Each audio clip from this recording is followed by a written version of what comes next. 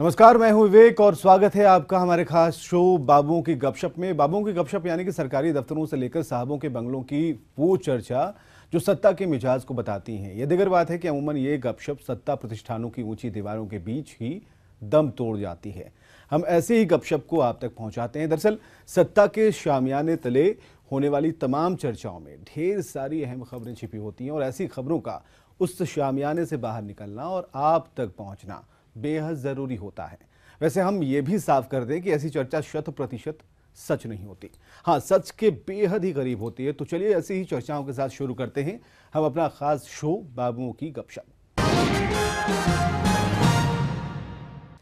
आज खबरों की शुरुआत करते हैं उस शीत युद्ध से जिस पर फिलहाल सत्ता के गलियारे में सबसे ज्यादा चर्चा हो रही है। दरअसल बिहार में साहबों के बीच जोरदार जंग छिड़ी है। चर्चा आम है कि आईएएस और आईपीएस अधिकारी आमने सामने हैं। लड़ाई की शुरुआत आईएएस अधिकारी और कैमूर के एसडीएम जितेंद्र गुप्ता की गिरफ्तारी से शुरू हुई। निगरानी विभाग ने पिछले बुधवार को जितेंद्र गुप्ता को घूस लेने के आरोप में गिरफ्तार कर लिया था। एक आईएएस की गिरफ्तारी साहबों को पच नहीं रही, लेकिन जवाब देने के लिए वर्दी वाले साहब भी एकजुट हो गए हैं। मामला देखिए। कैमूर के एसडीएम और आईएएस अधिकारी जितेंद्र गुप्ता की गिरफ्तारी ने बिहार की ब्यूरोक्रेसी में तूफान खड़ा कर दिया है। निगरानी की टीम ने उन्हें 13 जुलाई को ट्रक चालकों से घूस लेने के आरोप में गिरफ्तार कर लिया था। अगले दिन उन्हें जेल भी भेज दिया गया। इस गिरफ्तारी के खिलाफ सूबे के आईएएस अधिकारी लामबंद हो गए हैं। बहुत दिनों बाद आईएएस एसोसिएशन की बैठक बुलाई गई और पुलिस को जमकर कोसा गया। दरअसल खुद को सबसे ऊपर समझने वाले आईएएस अधिकारियों को ये बर्दाश्त नहीं हो रहा कि पुलिस ने उनकी कॉलर पर हाथ कैसे डाल दिया। आईएएस अधिकारियों का आरोप है कि वर्दी वाले अधिकारियों पर संगीन आरोपों के बावजूद उनकी गिरफ्तारी नहीं हुई। वे 2 आईपीएस अधिकारी पुष्कर आनंद और अनुसुईया रण सिंह के मामले का हवाला भी दे रही हैं। पुष्कर आनंद पर अपनी सहयोगी डीएसपी के यौन शोषण का आरोप लगा था। वहीं अनुसुईया रण सिंह पर भ्रष्टाचार के आरोप लगे थे। दोनों अब तक गिरफ्तार नहीं हुए। अपने साथी की गिरफ्तारी से नाराज आईएएस अधिकारियों ने सीएम से मिलकर ये कहने वाले हैं कि निगरानी ने नियम कायदे को ताक पर रखकर जितेंद्र गुप्ता को गिरफ्तार किया। वहीं आईएएस अधिकारियों की गोलबंदी की प्रतिक्रिया पुलिस महकमे में भी हुई है। कई खेमों में बटे पुलिस अधिकारी भी एकजुट होते जा रहे हैं। आईएएस के सामने लाचार दिखने वाले वर्दीधारी को पहली दफे ताकत दिखाने का मौका मिला है। खबर ये है कि उन्होंने आईएएस जितेंद्र गुप्ता का पक्का इंतजाम करने की ठानी है ताकि वे जेल से आसानी से नहीं छूटे। इसके लिए कानूनी प्रक्रिया को तेज कर दिया गया है। आईपीएस अधिकारियों का निर्जीव पड़ा एसोसिएशन भी जीवित हो उठा है। जरूरत पड़ी तो वे भी सीएम से मिलकर अपनी बात कहेंगे। जाहिर है युद्ध आसानी से शांत होने वाला नहीं है। अब सवाल ये है कि सीएम क्या करेंगे। उनके लिए दोनों में से किसी खेमे को नाराज करना मुश्किल होगा।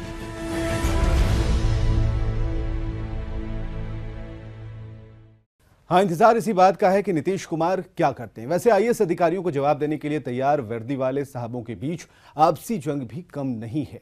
सुपर डीजीपी साहब के नाम से मशहूर साहब के कारनामे ने उन्हीं के महकमे में तूफान खड़ा कर रखा है। सुपर डीजीपी पुरानी कुर्सी से हटे, लेकिन अपना रौब बनाए रखने के लिए मातहतों के एसीआर को अस्त्र बना लिया। एसीआर में सुपर डीजीपी साहब की मार से कई साहब त्राहिमाम कर रहे हैं। मामला देख लीजिए।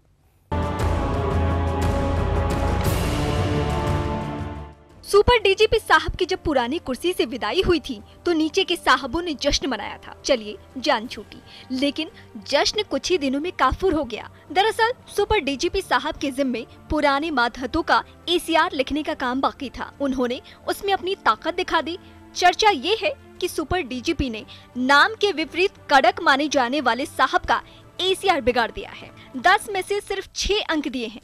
ऐसे में कड़क माने जाने वाले साहब की प्रमोशन पर आफत आ गया है। खबर ये है कि सुपर डीजीपी साहब फील्ड में तैनात दूसरे अधिकारियों को जमकर हड़का रही हैं। साफ साफ शब्दों में कहा जा रहा है कि हमारे पुराने हिसाब किताब में जोड़ा मत अटकाओ। अगर बीच में आए तो एसीआर खराब होगा, फिर झूलते रह जाना प्रमोशन के लिए।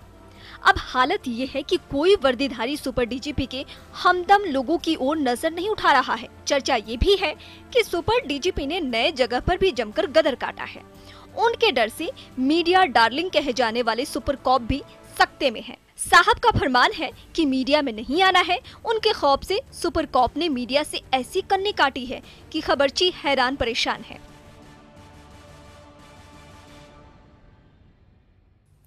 यह तो थी बात सुपर डीजीपी साहब की। अब रुख दूसरे महकमे की करते हैं। कहावत है वक्त पर सगे ही काम आते हैं। तभी तो मैडम पर संकट आया तो पतिदेव संकट मोचन बन गए। मैडम की मुसीबत का परमानेंट समाधान कर दिया।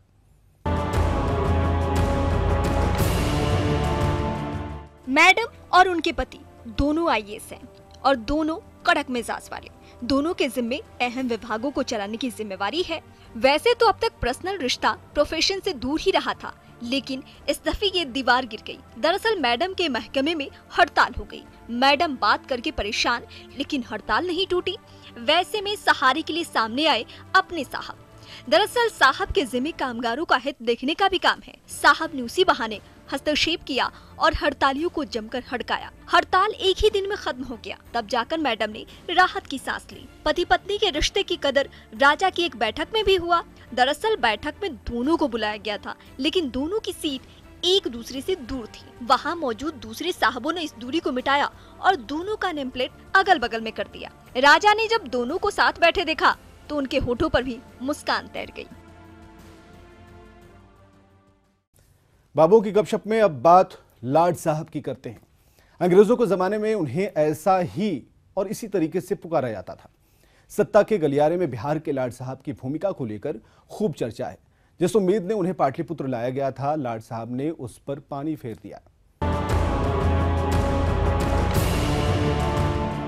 बिहार के राजभवन में आखिरकार चलती किसकी है, सवाल सत्ता के गलियारे में दौड़ रहा है। दरअसल राज्यपाल दिल्ली में शासन करने वाली पार्टी की पसंद से आते हैं। ऐसे में उम्मीद यही की जाती है कि वे उस पार्टी को फायदा पहुंचाएंगे, लेकिन बिहार में तो उल्टा हो रहा है। चर्चा ये है कि बिहार में राजभवन से बीजेपी के नेताओं का मोहभंग हो गया है। महामहिम सभी मौकों पर सरकार के ही गुणगान में लगे हैं। राज्यपाल के सहारे विश्वविद्यालयों में अपनी पैठ बढ़ाने के इरादे पर भी पानी फिर गया। खबर ये है कि विश्वविद्यालयों में वही हो रहा है जो राजभवन के बड़े साहब चाह रहे हैं। सूबे के कई वीसी पर भ्रष्टाचार के गंभीर आरोप हैं। भाजपाइयों ने कई दफे जाकर महामहिम से उनके खिलाफ गुहार लगाई, लेकिन बड़े साहब ने नहीं चाहा तो कोई कार्रवाई नहीं हुई। आरोपों के घेरे में आए वीसी निश्चिंत है कि बड़े साहब के रहते उनका कुछ नहीं बिगड़ सकता। ऐसे में चर्चा ये है कि बीजेपी के नेता राजभवन से कन्नी काटने लगे हैं। कई नेताओं ने तो दिल्ली दरबार तक भी यहाँ की खबर पहुँचाई है, फिर भी महामहिम का मन नहीं डोल रहा है।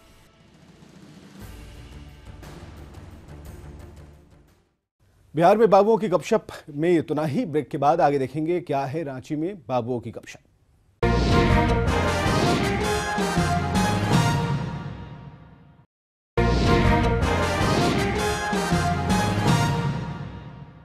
तो अभी आप देख रहे थे बिहार के बाबुओं की गपशप और अब शुरू करते हैं। और अब बारी है झारखंड के बाबुओं की गपशप की। बाबुओं की खासियत है कि वो चुपचाप रहकर बहुत कुछ बोल देते हैं, या फिर यूं कहें कि उन्हें मालूम है कि चुप रहना 100 मर्द की दवा है। देखते हैं झारखंड के बाबुओं की गपशप। सेहत अच्छी चीज होती है, लेकिन कई बार जरूरत से ज्यादा सेहत अच्छी हो तो ये परेशानी का सबब बन जाता है। आइए देखते हैं पूरा मामला क्या है। एक अफसर हैं, कभी सूबे के सबसे बड़े ओहदे पर थे, आजकल पूरी तरह से आराम में हैं। बस इतना समझ लीजिए कि सूबे के सारे अफसर कभी उनके ही मातहत थे। पिछले दिनों अपने दोस्तों की महफिल में अपना दर्द साझा कर रहे थे। कह रहे थे पूरी तरह से फुर्सत में हूँ, लेकिन कभी कोई किसी से सेमिनार तक में नहीं बुलाता। संयोग ऐसा कि पिछले दिनों एक स्वयं सेवी संगठन उन्हें अपने कार्यक्रम में मुख्य अतिथि बनाया था। निमंत्रण लेकर आए, साहब फ्री थे तो उन्होंने वक्त भी दे दिया, लेकिन ऐन वक्त पर साहब कार्यक्रम में शामिल नहीं हो पाए। आयोजकों ने संपर्क किया तो मालूम चला साहब नहीं आएंगे। फोन पर बातचीत हुई तो साहब ने टका सा जवाब देते हुए कहा, कार्यक्रम का आयोजन आपने फर्स्ट फ्लोर पर क्यों किया, वो भी तब जब कार्यक्रम स्थल पर लिफ्ट नहीं थी। माजरा समझते ही आयोजक सॉरी बोलकर चुप हो गया। मॉनसून कई लोगों के लिए खुशियां लेकर आता है। मौसम ही ऐसा है, किसानों के खेत में पानी आता है, सूखी धरती को सुकून मिलता है। लेकिन सूबे के एक अफसर के घर में मॉनसून के मौसम में पैसों की बारिश होती है। दुमका में एक शिक्षा पदाधिकारी है। सरकार वेतन देती है लेकिन उसे छूते तक नहीं। कहते हैं वेतन छूने से बरकत नहीं होती, सो प्राइवेट प्रैक्टिस करते हैं। दुमका के सभी स्कूल उन्हीं के अधीन हैं। बारिश के 4-5 महीने उनकी प्रैक्टिस में जमकर इजाफा हो जाता है। दरअसल साहब का प्रैक्टिस अजीब फॉर्मूले पर काम करता है। वैसे वे दफ्तर से कभी बाहर नहीं निकलते, लेकिन जब मॉनसून चरम पर होता है तो वो कश्मीर से कन्याकुमारी की यात्रा की तरह स्कूलों के निरीक्षण पर निकल पड़ते हैं, ये सोचकर कि आज तो मुल्ला का फंसना तय है। जाहिर तौर पर झमाझम बारिश में कई शिक्षक वक्त पर स्कूल नहीं पहुंच पाते और ये देखकर साहब का चेहरा खिल जाता है। देर से आने वाले शिक्षकों को अगले दिन दफ्तर बुलाया जाता है और औकात देखकर सभी को सरकारी भाषा में समझा दिया जाता है। एक पुर्जी पर साहब खाता नंबर और रकम लिख देते हैं। इसे आप साहब का प्राइवेट प्रैक्टिस कह सकते हैं। सप्ताह में 7 दिन होते हैं और महीने में 30 दिन। आप कह सकते हैं कि इन सब का इजाद इसलिए किया गया ताकि लोग सुकून से अपनी जिंदगी बिता सकें। लेकिन सूबे के एक साहब हैं, उन्हें 7 दिनों का कार्यकाल बेहतर नहीं लगता। चर्चा है, वो आप भी सुनिए। राज्य सचिवालय में जब से 5 दिनों का कार्यकाल हुआ, बाबुओं की चांदी और अफसरों का सोना हो गया। बाबू टाइप लोग इसलिए खुश हैं कि 2 दिनों के साप्ताहिक अवकाश के बहाने उन्हें 3 दिनों की छुट्टी मिल जाती है। लेकिन 5 दिनों के कार्य दिवस में घाघ अफसरों ने अवसर की तलाश कर ली है। सूबे के घाघ अफसर की कथा सुनिए। नेपाल हाउस स्थित सचिवालय में उनका चैम्बर है। सोमवार से शुक्रवार तक वे अनबने ढंग से फाइलों का निष्पादन करते हैं। चूँकि उन्हें लगता है कि पता नहीं कौन और किस तरह उन पर निगरानी रख रहा है, उगाही वाली फाइलों का उन्होंने एक अलग रैक बना रखा है। शनिवार को जब सचिवालय में छुट्टी होती है, साहब सचिवालय में मौजूद रहते हैं। पहले से तय कार्यक्रम के मुताबिक क्लाइंट भी सचिवालय में मौजूद रहता है। क्लाइंट को पूरी फाइल खोलकर दिखा देते हैं, बताते हैं कि निष्पादन करना मुश्किल है। अगला समझ जाता है और फिर छुट्टी के सन्नाटे में वो सब कुछ हो जाता है जिसके लिए अफसर बिरादरी अक्सर रात का इंतजार करते हैं। कागज की मिठाई की डिलीवरी सचिवालय में हो जाती है। शायद इसीलिए उक्त अफसर सूबे के पूर्व मुख्य सचिव RS शर्मा को अपना भगवान मानते हैं, जिन्होंने सचिवालय में 5 दिनों की छुट्टी करवाया था। एक बड़े नेताजी हैं, जब कभी रांची आते हैं धरती आसमान गूंजने लगता है। पिछले दिनों पलामू में थे। नेताजी का ताबड़तोड़ कार्यक्रम चल रहा था, लेकिन पसीना कुछ अधिकारियों को आ रहा था। पूरी चर्चा पर गौर फरमाइएगा। देश के एक बड़े नेताजी हैं। जब कभी झारखंड की धरती पर आगमन होता है, पूरी धरती और आसमान गूंजने लगता है। पिछले दिनों पूरे देश का विकास करते करते पलामू आ थमकी। 3 दिवसीय कार्यक्रम था, लिहाजा देश भर के पत्रकारों को भी बुलाया गया था। चूँकि नेताजी पत्रकारों का दर्द नजदीक से समझते हैं, लिहाजा केंद्र के राज्य में तैनात अफसरों को पत्रकारों की सेवा में लगा डाला था। कौन पत्रकार कहाँ रुकेगा, किस पत्रकार को कौन सा टेस्ट पसंद है, किस पत्रकार को कौन सी तकलीफ पसंद नहीं है, केंद्रीय अधिकारियों को बाकायदा होमवर्क सौंपा गया था कि पत्रकारों की एक भी शिकायत आई तो समझिए आपकी खैर नहीं। लिहाजा अफसर बिरादरी पूरी तरह से खातिरदारी में लगे रहे। बाकायदा एक पत्रकार के पीछे एक अधिकारी की तैनाती की गई थी। पत्रकार बिरादरी खुश कि उनकी सुख सुविधा का पूरा ख्याल रखा जा रहा है। तभी आजिज होकर कुछ अधिकारी बोल रहे थे, अगले जन्म मुझे अफसर न कीजो। तो फिलहाल आज की बाबुओं की गपशप में बस इतना ही। नमस्कार।